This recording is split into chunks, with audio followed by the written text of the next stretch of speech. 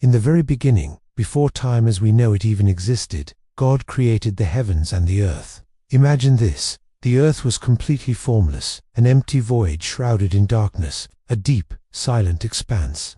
But hovering over the surface of the waters was the Spirit of God, a presence of immense power and potential. Then, into this profound silence, God spoke, "Let there be light." And instantly, light burst forth, cutting through the darkness. God saw that this light was good. He then separated the light from the darkness, calling the light day and the darkness night. And with that, the first day, marked by an evening and a morning, was complete. On the second day, God continued his masterpiece. He said, "Let there be a vault between the waters to separate water from water." So God created this vast expanse, which he called sky, separating the waters above from the waters below. And there was evening, and there was morning the second day. Next, on the third day, God commanded, "Let the water under the sky be gathered to one place, and let dry ground appear." And just like that, it happened. God named the dry ground land, and the gathered waters he called seas. And God saw that it was good,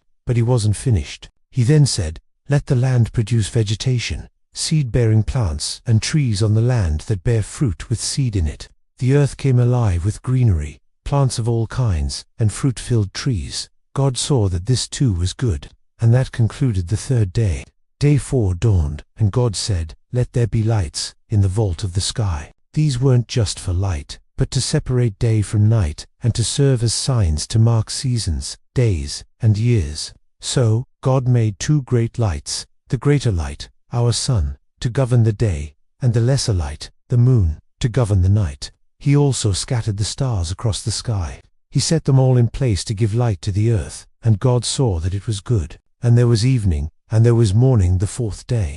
On the 5th day, God's attention turned to the waters and the sky. He declared, "Let the water teem with living creatures, and let birds fly above the earth." And so, God created the great creatures of the sea and every living thing that moves in the water. He also created every kind of winged bird.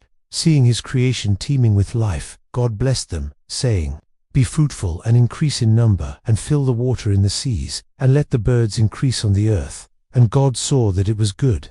This marked the end of the 5th day. On the 6th day, God spoke again, "Let the land produce living creatures according to their kinds, livestock, creatures that move along the ground, and wild animals." And it was so. God made all the animals, each according to its kind, and he saw that it was good. Then came the pinnacle of his creation. God said, "Let us make mankind in our image, in our likeness, so that they may rule over all the living things." So God created mankind in his own image. Male and female he created them. God blessed them and said, "Be fruitful and increase in number. Fill the earth and subdue it. Rule over everything that lives and moves." He gave them every seed-bearing plant and fruit-bearing tree for food. Finally, God looked at everything he had made, from the vast oceans to the smallest creature, to humanity itself. And he saw that it was not just good, it was very good. And there was evening, and there was morning the 6th day. The universe, in all its splendor, was complete. Thank you so much for joining me on this incredible journey through the story of creation. If you were moved by this account, please hit that like button, subscribe to the channel, and share it with someone who might find it inspiring. We'll see you in the next video.